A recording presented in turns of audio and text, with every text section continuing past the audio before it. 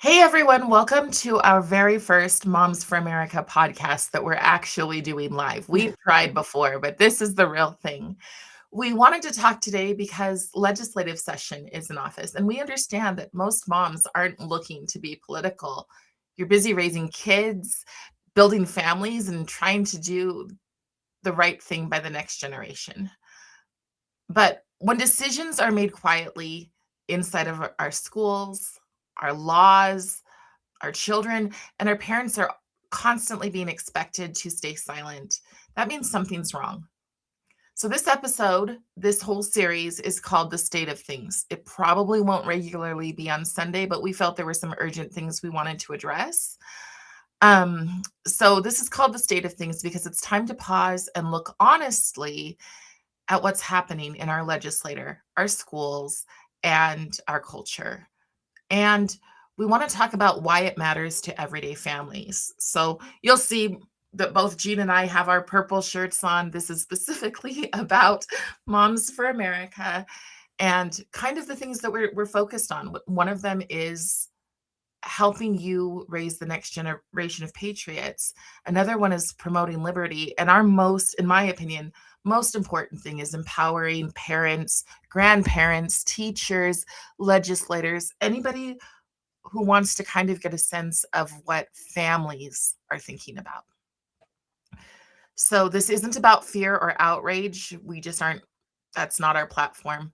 Um, it's about clarity, responsibility, and standing in the gap, especially for the next generation. So let's talk about the state of things. Jean, I'm so glad you could join me today. Woo! I want to talk about the legislative session, and I know you and Donna and Brooke have been there a lot, Yeah. and I have not been there. But what I've been trying to do is just talk to legislators, make content, just get ideas out there and get people thinking about some of the most important things that are happening. So, some of the things that you've been there, just talk to me about some of the bills that you have watched and what's gone on with them. Well, I went to give a public comment about SB 197, and this bill is all about keeping pornographic or other sensitive graphic materials out of our school libraries. It's kind of this bill is trying to be proactive rather than reactive, because right now in Utah, if a parent finds a book with that kind of graphic material in it, they can report it and challenge it and get it removed. But what we would really love, what Utah moms would love, is if that stuff didn't get into schools in the first place. And that's what this bill was all about. It was about holding vendors accountable and making sure that they don't put in, like, this is the digital front for graphic material, like don't put in links into school tools that can lead to pornography. So we want to close that loophole and make sure that our kids aren't exposed to that. That was last week, but I have been going up, and I sat with my House rep on the floor, kind of watched how they vote. I've also been to some Senate committee meetings just to listen to, how they go about the process of making the decision to or against a bill. And I've been writing my legislators like crazy. Which is one thing that we can do and one thing that they Yeah. often appreciate because Yeah. the other side, and we need to be really clear about terms like that. There is an other side. Sure. Yeah. I'm getting an echo, which is really not good. Are you hearing that? I'm not. Okay, good. So the other side is so organized that, I mean, we're talking unions, right? We're Yeah. talking sending out emails and making sure that everybody is saying lockstep the exact same thing, and they're getting tons of those. Yep. And we're so fractured. I feel like that's one of the reasons I wanted to do this is to kind of get people to stop being fractured, to agree on the things that we can agree on, Yeah. and to work towards what should be our biggest priority.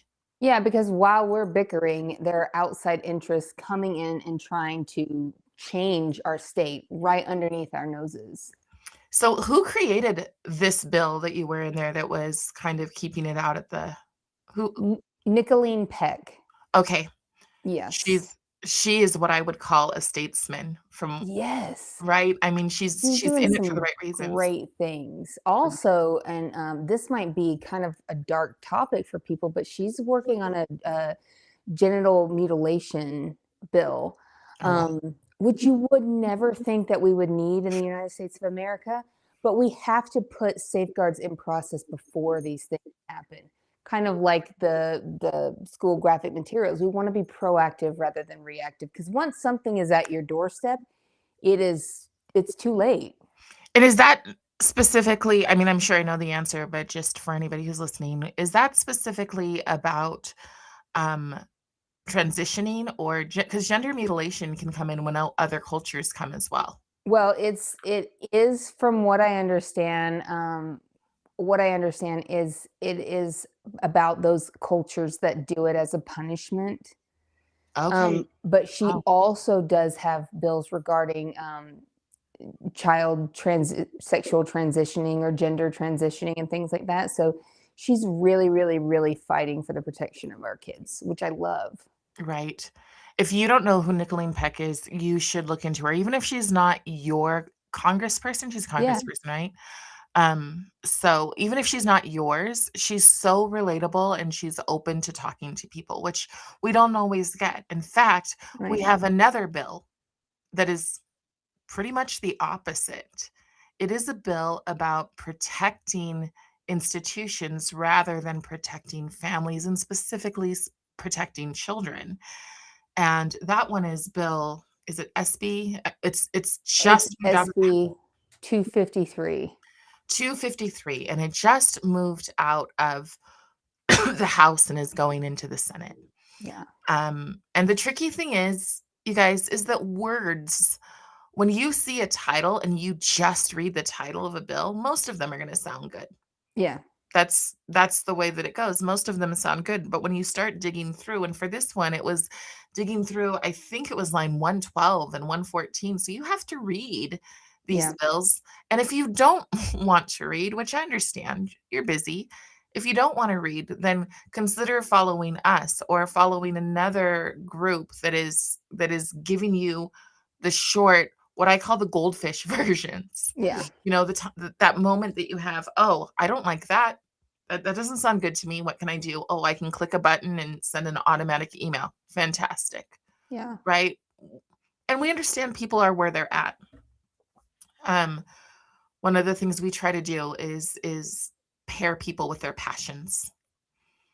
So, I wanted to talk about this other thing that's really, really been bothering me, and that's the protests, and Yes. I was really hopeful that we would get our guest today, who's one of us. Um, Mhm. and she's got a nephew and a daughter that are both in schools. And mind you, this is an immigrant family. Yeah. And we got a very kind of panicky, wouldn't you say, a Yeah. panicky text, but not like hyperbolic. This was, I have to go pick up my kids from Yeah. school because they don't wanna protest and they don't wanna be bullied or judged for not protesting, and Yeah. her nephew was actually being assaulted. He was being hit, and he had to, like, block himself, and Yeah.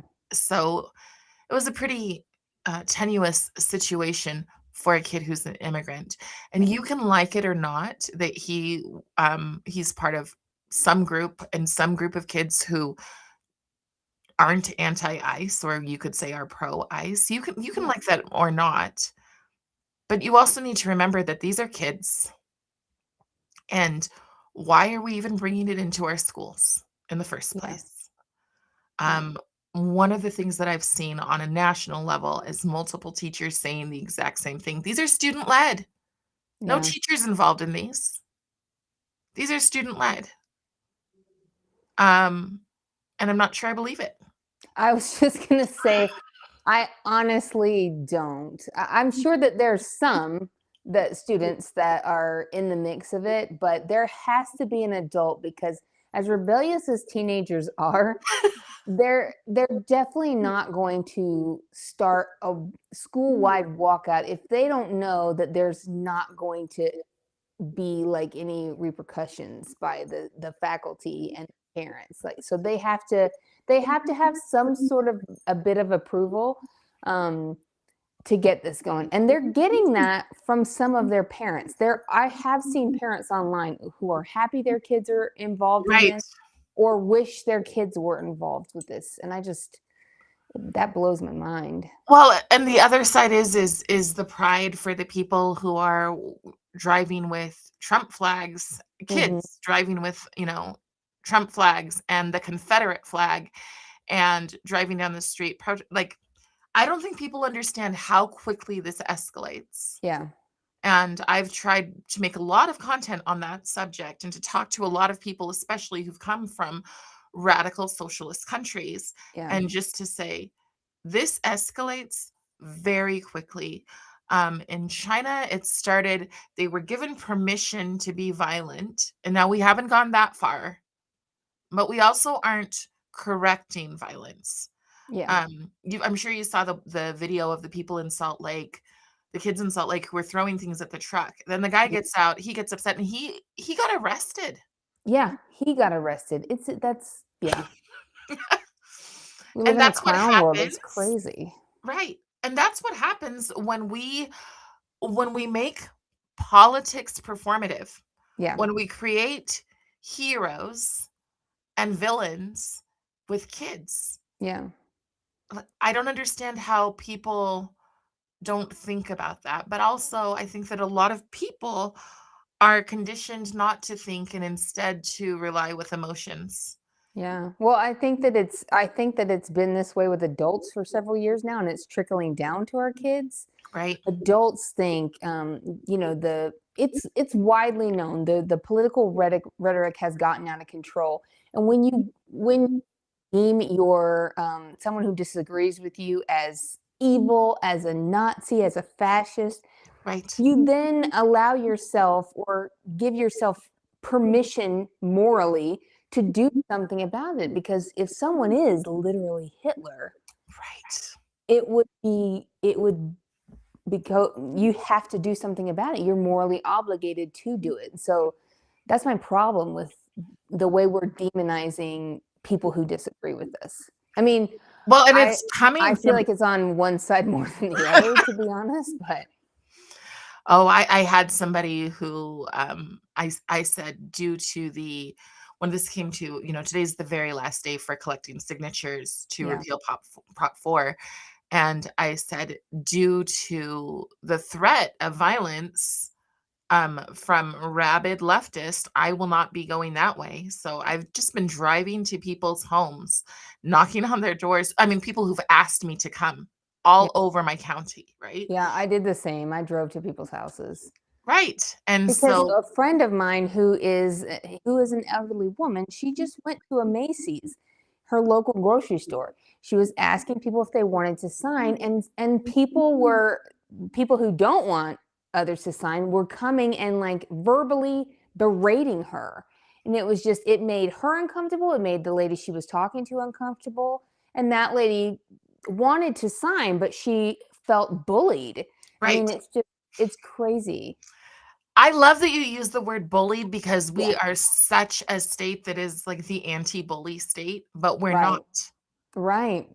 Um, so many people, yeah, it's in secret. And the same thing, it was so many elderly people. And while I loved and it was beautiful to see old old people who were like wanting to sign and they're like, Yeah, I forgot how to spell my name, right? yeah, And like having to look at their license and say, okay, and they have such hearts for these other generations. But what happened to ours? Gene, our mhm. generation is what happened? Like, everybody wants to be the social justice warrior. They want that kind of award. Well, something I know that you and I have talked about is having people's empathy weaponized, especially women. Um, they feel this fierceness that they are protecting people. I mean, these women in the news, like they think that they're protecting their friends and neighbors from law enforcement. Right. When in the world did law enforcement become the bad guys? We call law enforcement when we're in danger. They run towards danger when everyone else runs away. But now they are seen by some as the enemy, and we just can't live in a society like that. That's ridiculous. Can't Yeah, let that there's absolutely no order. It's been crazy to watch it in Utah because go. Mm-hmm. the culture is one that has always venerated the role of motherhood. Yeah. So to watch these people, even like, I don't know if you saw the ICE guy who walked up and he said, if you care so much, what about the child who was just SA'd and, Yeah. this person is killed? And the person said, I don't care about them. I did see that. And it's at that point, I think it becomes a sickness. And Yeah. I know what my experience has been with leftist women, Yeah. specifically of an organization called Mormon Women for Ethical Government, Yes. who are extremely authoritarian, in my opinion. Yeah. Um, they want what they want and they will stop at nothing. Yeah. They were in charge largely of Prop 4 to begin with. Mm-hmm. And the funny thing is that these people have signs that they carry that say decline to sign. And it becomes tricky, right? Because we don't want people to sign for signatures for elected officials because it absolutely takes, it's the next subject. Yeah. It takes the teeth, or I'm sorry, this is the one that just shows you the last dates. If anybody is going, what is this about? Well, so Prop 4, how I put it, and this is my own opinion, but some people agree with me. This is the end of a constitutional republic. This is the reason people say we're democracy, democracy, democracy. The easiest way, and the way that I would teach it to children, is that um, it's two wolves deciding to eat a lamb for dinner. The lamb has zero voice. If you are the minority in a democracy, you have zero voice. You just live under the boot. If you are any kind of a conservative, you already know what that feels like because we lived Yeah. it for the last 4 years. Yeah. Jean's family owns a business. They lived Mm-hmm. under strict restrictions under the last administration. That will all come back. It's so much more than I don't like Donald Trump or I do like Donald Trump. Regardless of how you feel about the man, he's out in about 2 years. About, Yeah. what? Yeah, about 2 years. So, regardless of how you feel, what is the world we have afterwards? We're going to get Yeah. a straight democracy. We're going to get a straight democracy in Utah filled with a bunch, and the MWEG women tend to work in education, a lot Mm-hmm. in higher education, which means that they'll be able to stand because they're not going to care. Like it's democracy. So Yeah. they'll stand outside of their colleges and they'll get their signatures, whatever's needed for whatever thing they want very quickly. Yeah. And we will live under that boot. There will be no way to speak back. Yeah. Well, And because their name is so deceptive that people are very, very trusting, and they prey on the people with good hearts that say, yes, "Oh, I am also of that faith, and I am also for ethical government." Ethical sounds great. Just like the way they use the term democracy to mean, fairness, when right. we're actually a constitutional republic, and that people just they don't understand the difference. But that's what they want, is a democracy where the mob can rule us.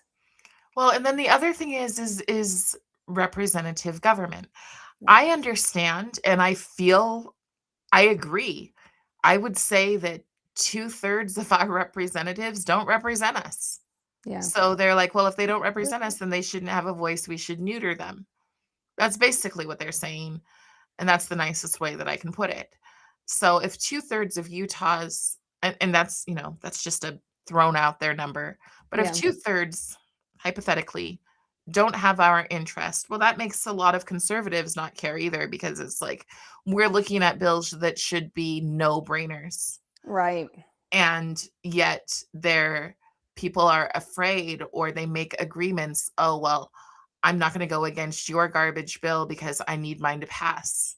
Yes. So much game playing, and the game playing wouldn't be there if the average everyday person who doesn't even care about politics but wants something good for their children got Yeah. involved. Yeah. It's as simple as first it's caucus, and it's making sure that you know who's getting elected as delegates. Yeah. That's vital. And then it's making sure that those delegates are against signature gathering. Yeah. And we're going to get, and our candidates the same. Once we have enough candidates who are against signature gathering, then we can actually, instead of just, you know, Yeah. instead of doing that, we can actually be effective in changing things. Yeah. But instead, I think a lot of people have given up because it is frustrating.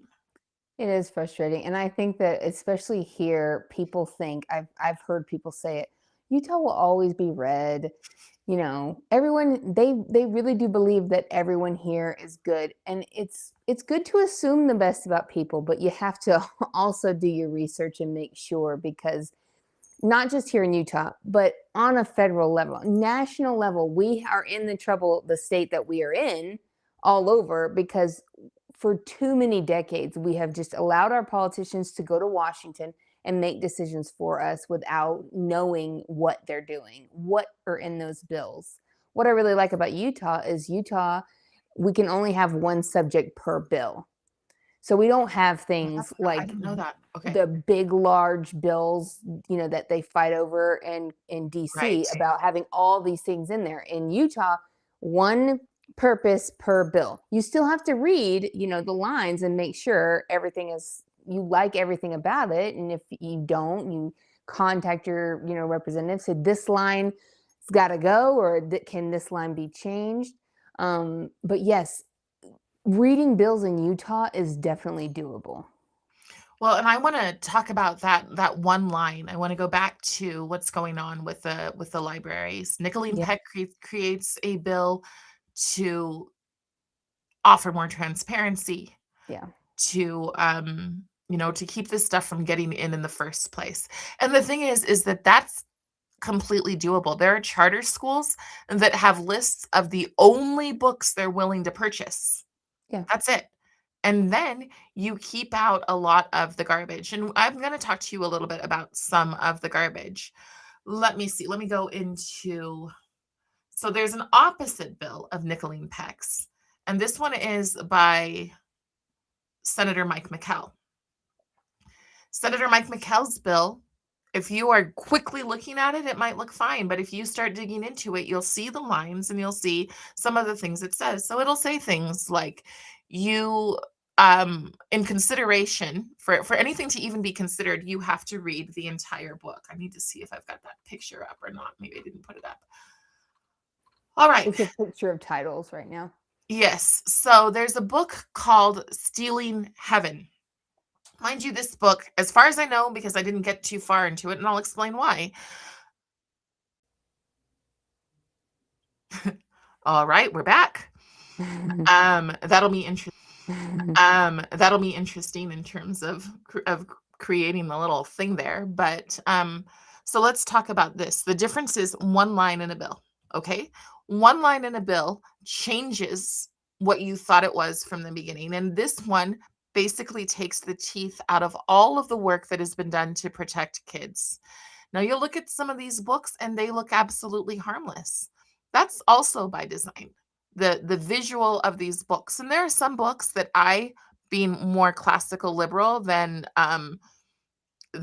far to one side, there are some books that I can understand reading for value. There's a book about two princes that get married. It's a children's book. It's usually read in kindergarten.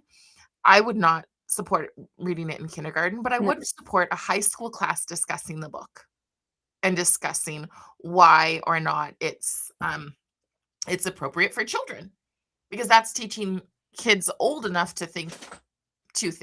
So I would support that.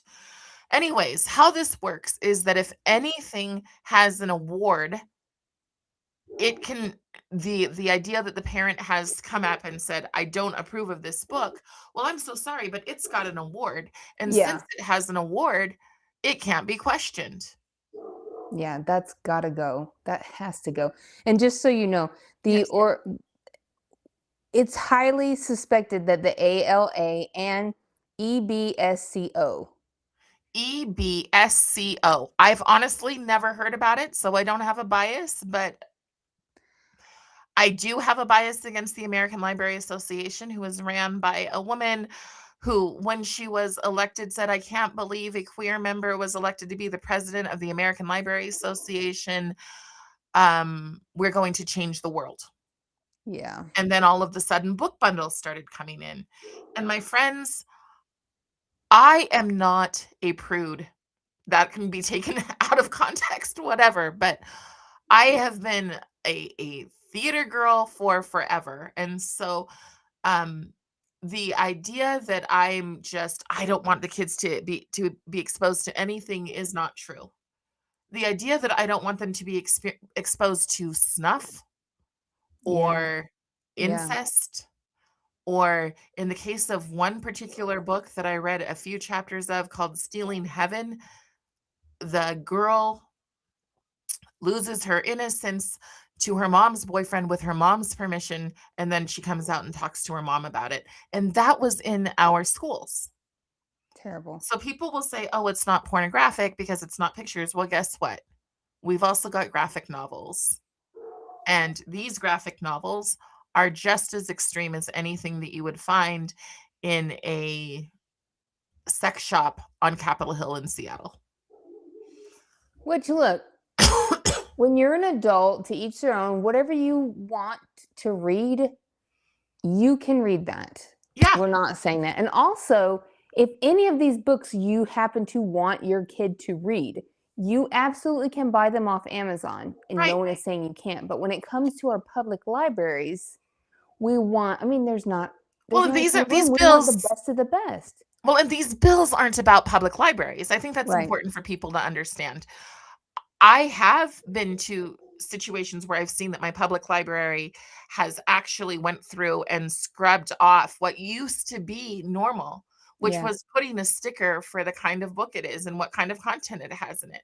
And they've taken them off and they say, "Oh, we have to do that so that queer kids don't get bullied." That's its own subject, Yeah. because when you get into social and emotional learning, I'm assuring you that's not the bullied class. Right.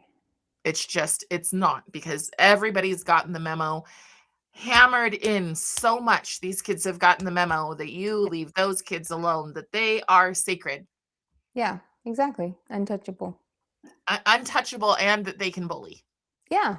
Yeah. which is a huge, huge problem. Yeah, because their cause seems like is has been deemed righteous, and anyone who stands against it is deemed to be a bigot or homophobic, Right. um, or flat out like evil. So And it doesn't matter that, like, that we're informed. right, When other people are watching whatever, Bridgerton, yeah, I'm watching the stories of detransitioners, yeah, and I'm oftentimes crying, and I'm taking yeah, notes, and I'm going, "Oh, so this little community center that they created that's part of an NGO," and NGOs always have an objective, yes, always. always, And so when they create a youth center, it's not just to protect the kids. You will find, I wish I had them. Oh, I do. Just a second. Entertain people. Okay. These just came to me in the mail. And yeah, these are the kind of things that you'll find on the walls of youth centers, because this is the focus. The focus is to make sure that our kids, oh, sorry, this side, yeah, are standing up and speaking out for whatever it is that they have been told to stand up and speak out about. So let's go into this subject a little bit more. Both of us have biracial families. yeah, This is, in my opinion, extremely invasive.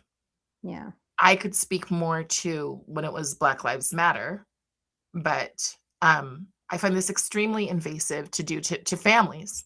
It Yeah. breaks them up. It breaks up friendships. There have Yeah. been kids who've walked who've been like, "I'm not going to do that," and other kids have said, "I thought you were a kind person," Mhm.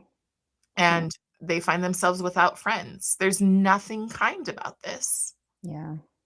And when you were talking about the word empathy, it was, um, I think you said toxic empathy, which I know they're starting to clue in. I mean, Hillary Clinton is starting to write op-eds about how could anybody be against empathy? So let's change that word to something I learned this week, which was tactical empathy. Yeah. Real, true empathy says, I see you're hurting, right? How Yeah. can I help you? I see that you're hurting. It doesn't say, let me take that on too. Let me live vicariously through you. And it certainly doesn't say, how can I use the fact that you're hurting?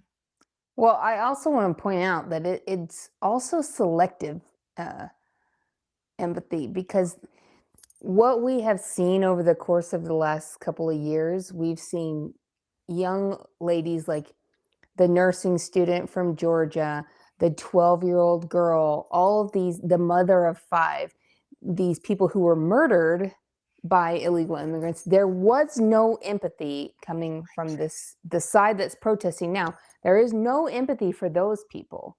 Right. So it's definitely selective. It is, and performative.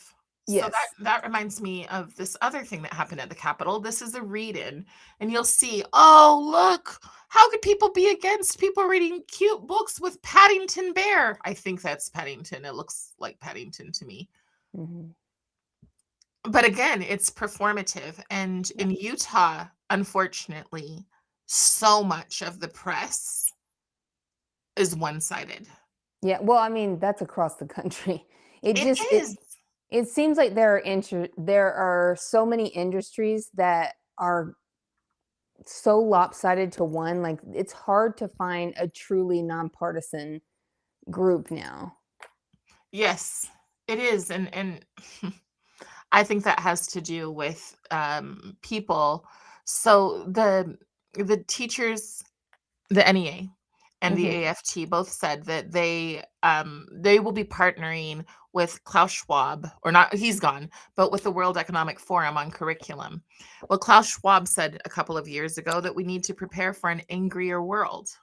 Yeah. I don't know what's more angry than teaching kids that they're oppressed, and if they're not, then they must fight for the oppressed, Yeah. instead of just teaching them, character. Well, And that becomes instead tricky. of like teaching them how to appropriately make change, which is to write, to first to educate yourself on the subject, right? Then to write our Congress people, our legislators, things like that. And Right. then to go and show up and make these comments and register to vote when they're 18, and do that. They're teaching them what to walk out of school and throw a temper tantrum, and that's not how you affect change in a good way. I love that you said in a good way, because unfortunately, it is how you affect change. Yeah. Because what happens is people get tired, they get burnt out, they get exhausted, and they become that permissive parent who says, "Fine, do Yeah. whatever you want, just stop it. Yeah. Here's the iPad, right? Here's the this." And so, but the problem is that makes it never improves the outcome for that child, Right. or You for know this what country or happens the when state. you start like that? You end up with adults that would do things like ram an ICE agent with their vehicle, spit on an ICE agent, kick a car of an ICE agent. That's what happens when you allow this. You get adults that become even worse, even more violent and more dangerous. And There were already kids saying, if I had a pew pew, because you have to be mhm, careful on channels. So yeah.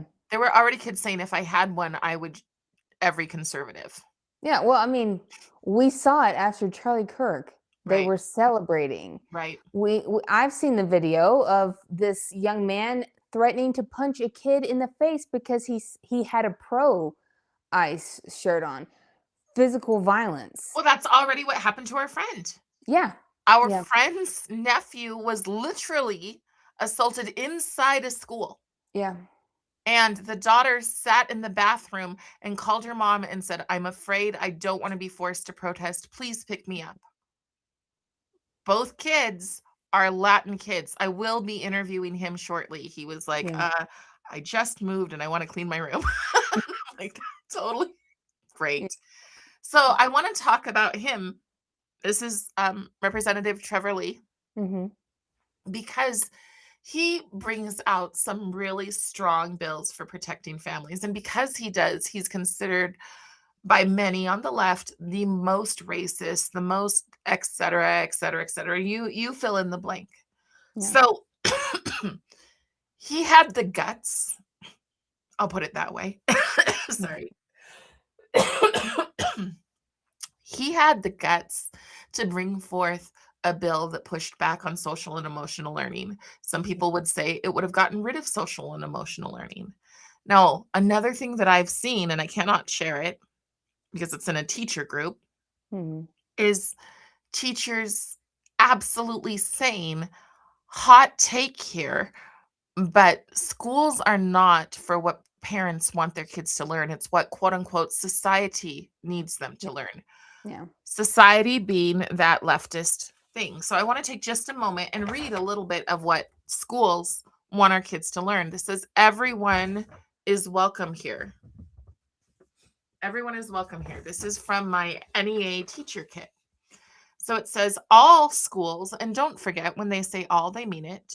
There are Yeah. people who are looking through these. All schools must be a place where students can feel safe and have their identities affirmed. Well, not if you are a refugee child who supports ICE because, hey, you've lived through hell. Not if you're a person who has traditional Christian values. They Not at only all. when they say every student, as you know, they only mean a small minority of Yes. All means is selected, and it means those children who adopt queer ideology and queer yeah, all sentiment. LGBT. But it's more than that. That is a Yeah. huge thing that a lot of people don't understand. I know you do, but I just want to Yeah. clarify. Yeah, clarify. Queer does not mean anti-gay or anti-lesbian or Right. even anti-trans. That's not what queer means.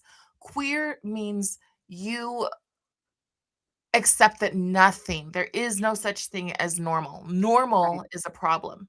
So if anybody, has a two-parent household, even if that family's gay, if they have a two-parent household and that family holds traditional values outside of the fact of who they're married to, they're a problem. If Yeah. you aren't an activist constantly working to dismantle a system, then you are a problem. Yep. That's what it means. I want to keep going with this. So our students need to know we see them, we hear them, and we support them. Again, only the students who adopt queer ideology. There are Mhm. actually in textbooks, there's stuff that where in the teacher guide, they're supposed to monitor how well the children are accepting this new training. This new training, again, is social and emotional learning, which is something that Trevor Lee pushed back. He had national experts come in and or call in and testify. Of course, they were only given a minute, despite the fact Yeah. that they're national experts on this subject. The most well-studied people, including internationally, the most well-studied people. And what's happening now is people are like, "Ooh, are you affiliated with them? We can't be affiliated with you." Yeah. Which is, a system is created to protect the system. And then the question becomes who's protecting the families, specifically who is protecting children? Because our kids are scared. I know a young woman. I have a young woman. Um, And she came in and she said, "Mrs. B, ICE is taking kids off the street that are American and sending them who knows where. They're never seen again." And I can't answer that question for her because that's not the subject that I teach. And that's not the goal. The goal isn't to make them one side or the other.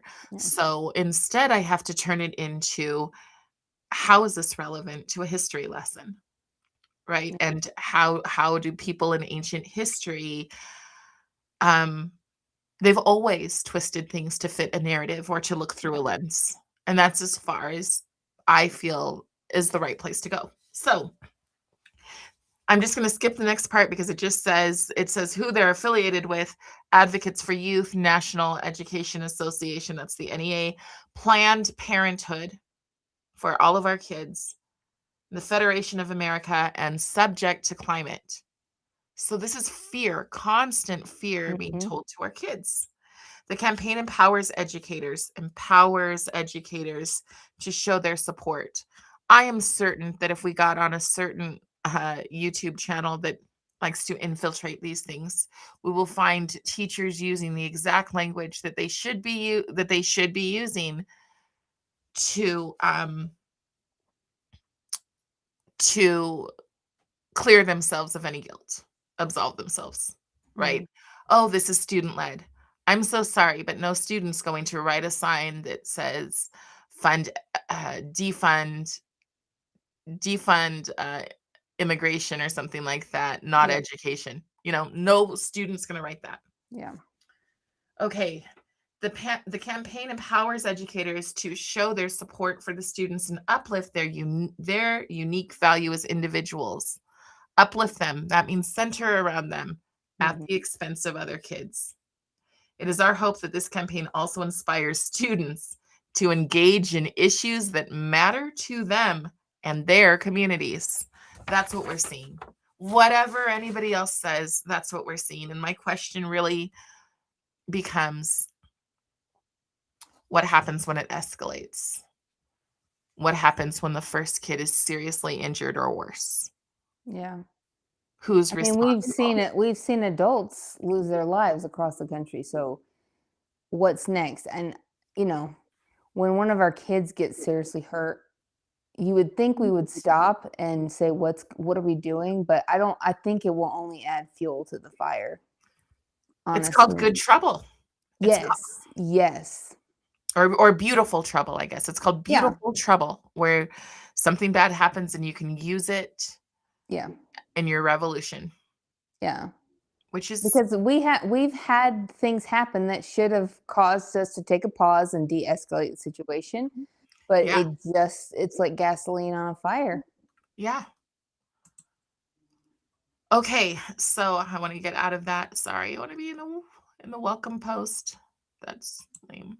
Maybe we'll get there. Trying to get these things. Okay. Oh well, we have an empty box. But this is caucus and why it matters and who it's important to. And you guys, it's important because the little people have to have a voice. Jean, have you always been political? No, actually, I only became political when I mean, I've always like read the national news and kind of wanted to know what was going on, but I didn't get involved in like local things until COVID when my business was affected, my children were affected, and I was like, hey, government, you've officially overstepped, like you're in my comfort zone here, government.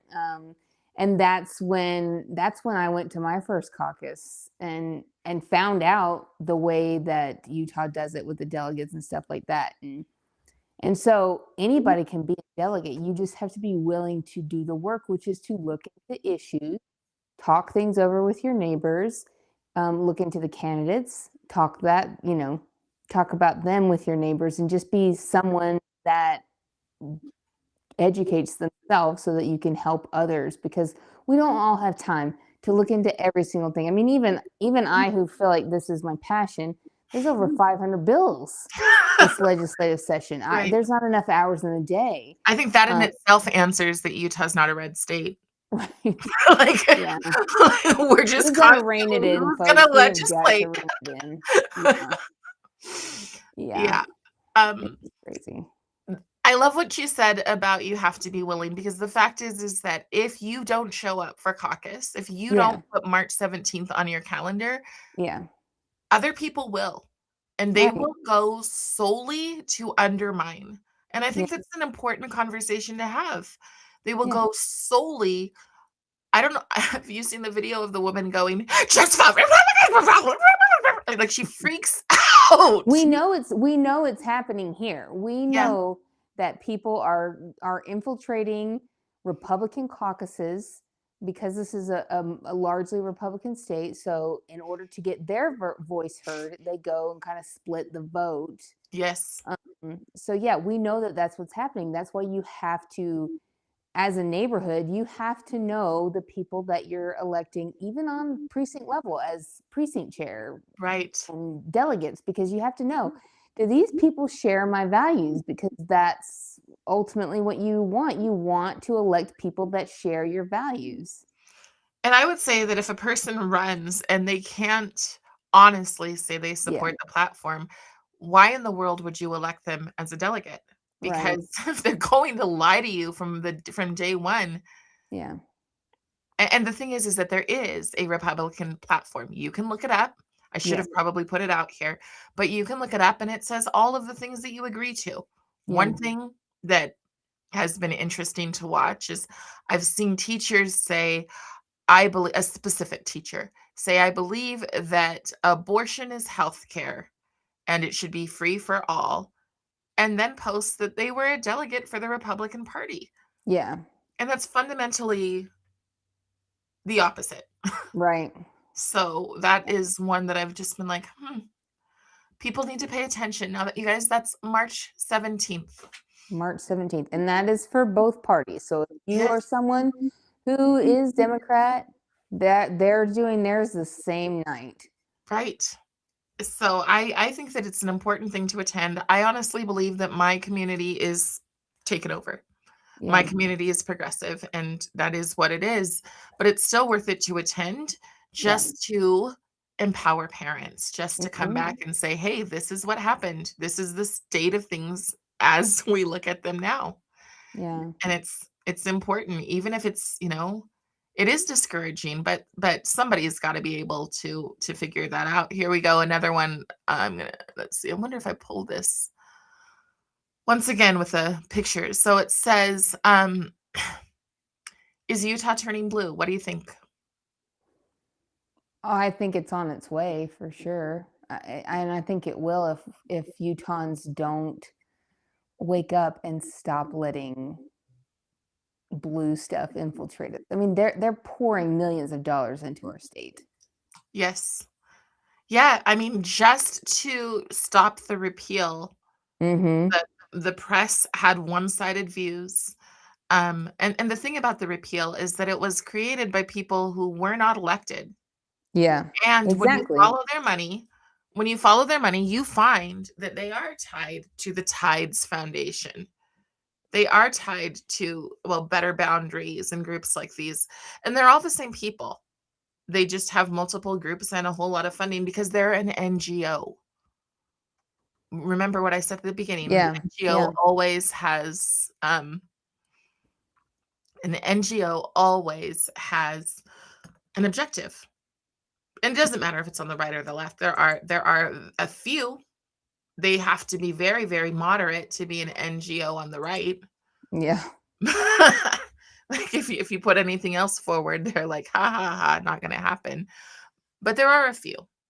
Let's see if there's anything else. We've got a few comments. So it is a rite of passage for some women in Islam. In order for countries to get it the most, Eritrea is the highest. Yes. Guinea, Sierra Leone, Egypt, then in the Western world, the UK. I feel like, and I say this often, people often say, oh, well, yesterday I was talking to somebody and they said, well, I think that our governor, he's right down the middle. And he's not. He's a Keir Starmer. He's going to say what needs to be said, and then he's going to do whatever is advantageous. A Um, lot of politicians are like a, that. a lot of them are, but the thing is that when you have done things like said constitutional carry, Yeah. you look you look different than you are. And I think it's important that people begin to understand that. So the very, very loosest, if you were just, since this is our first one and we just want to get people to even Mhm. consider, um what is like the top things that you think are the very basic things that a person who's never ever been quote unquote political should care about? Well, I think that you should start by getting to know like your local city representatives and your local school board, things that are going to affect you close to home. And it's really easy. All you have to do is attend. These meetings are public. And you may not understand everything that's going on at first, but as you go, you will start to, oh, I know what they're talking about. And then I mean, like, we have information at our fingertips. Anything that you don't know, you can look up. And chances are you have a friend or a neighbor that is really involved and really knows, their stuff. I have a couple of people that if I don't understand something, I'm going to say, I'm going to text this person, I'm going to ask this person. And then pretty soon you become the person that people ask, that Right. they're less involved than you are. So it's just, we all have to help each other, stay informed of what's going on, because if we don't, we're at the mercy of those who take control, take the power. Right, and I feel like that's the difference in one of the lessons that we have with Moms for America Yeah. of the statesman versus the politician. Yeah. The statesman cares very much about the people, the politician does what they do to enrich themselves, Yeah. and Because public service, it used to be about service, and you would go and you would serve and then you'd go back to your regular job. Like my grandfather was the local sheriff, and then he went back to his job. But it has become a career, and right. when it's the way you put food on the table, you will do anything to keep your job. And so that's why I think we have to work on making sure we get term limits even on local levels. That would be wonderful. In terms of making it easy, one of our members, Brooke, Mhm. created Amplify USA. Yeah. And that is a really easy way to find out just the very basics. Who are my representatives? Who's Yeah. on my school board? And also to track the bills. So, what bills do you care about? I specifically, my biggest thing is I care about what's going on in education. Yeah. That I is care it. about that too because of the age of my kids. I follow things. I really like moral compass issues, so the graphic materials in school, I want to make sure that that is addressed. I want to make sure that state funds and taxpayer dollars are not used for transgender surgeries and things like that. I want those banned for minors. I want the strictest abortion rules that we can have, things that affect the heart and especially the family. Like, I want to make sure that families in Utah can afford groceries and gas and things like that. And there's an interesting place of where you go with that without becoming socialists. Mhm. Because a lot of people are like, there's stuff out there, there's resources, I want them. Yeah. And how do you navigate that line? And that might be something worth talking about in another episode. I Yeah. know that because this one cut off at about, I think, close to half an hour. I just want to hit the very beginning things. This bill, SB, is it 253? Is that correct? 253. Yeah. SB 253 it needs to be killed. And Yeah. if you are a parent who knows, who's seen what's in the libraries, and if you haven't, please go look up ratedbooks.org. Type in a Yeah. book. Here's one. Type in the book Monday's Not Coming. Read the descriptions in that book and you decide if you want that. Now, that book does have an African American storyline, so you might feel guilty reading it. I'm telling you, I don't know anybody that is African American who would be comfortable with what's in that book being read in middle schools. Yeah. So that's again ratedbooks.org. And then SB 253, please consider writing a letter and just saying parents have rights and there are certain things that are inappropriate. And don't use the word age appropriate because that's subjective. Yes. Yeah. So it's more that parents have rights and that if it is deemed pornographic by the bright line rule, it shouldn't be in libraries. There shouldn't be No, any, "Oh, but absolutely what not. about the context?" Especially school libraries. Public Yeah. libraries, that is a whole 'nother conversation. That's a whole nother conversation. Yes. But school libraries, they have limited space. Yeah. And the fact is, as somebody who has grown up and needed my schools to be safe spaces because Right. of trauma or whatever else, the fact is that they have a higher calling to keep all of our children safe, Yeah, not let the them be progressive kids. all. Let them enjoy their childhood. Don't rob them of that innocence that they're going to have. Once they graduate high school, they're going to go to the real world. They're going to see the evils. They're going to see the sexuality everywhere. Let them be safe while their brain is still developing. That's our job as parents, is to Yeah. protect those kids. It reminds me of the Corey ten Boom carrying the luggage, and she asks her dad what sex is, and he says, "Carry my luggage," and she can't, and he says, "Some things are too heavy." I And like that. I promise you, the stuff that is in these books is so graphic, and that, if you think that literature cannot be pornographic, Oh, there are multiple websites yeah. online geared solely, and then there are also things that are like pornography pages that also have a would you rather read about it. So this stuff is there, and oftentimes it's more graphic Yeah. because nobody's going to do what's written. Yeah. It's So also graphic violence. It's just things that are extremely. not good for our children. Yes, extremely. And so, if this resonates with you, if what we're doing resonates with you, please consider reaching out, finding out more about us. This is our focus. If we can empower and shine some truth in a calm and reasonable way. Um, as soon as I can, I'll get Yare onto our conversation so that she can tell you from her perspective why she, as a refugee, supports ICE Yeah. and what their family has been through. Yeah. Because there's another side. And if you're truly an empathetic person, you will sit down and listen to both sides. Hmm. Otherwise, you're just brainwashed. Right. So, well, Jean, thank you so much. I don't want to keep you any longer. That ties us up almost exactly to the hour. So Okay. hopefully we'll get both sides. So I love talking to you, and we'll see you. Let me know. Keep me in the Okay. loop with All whatever right.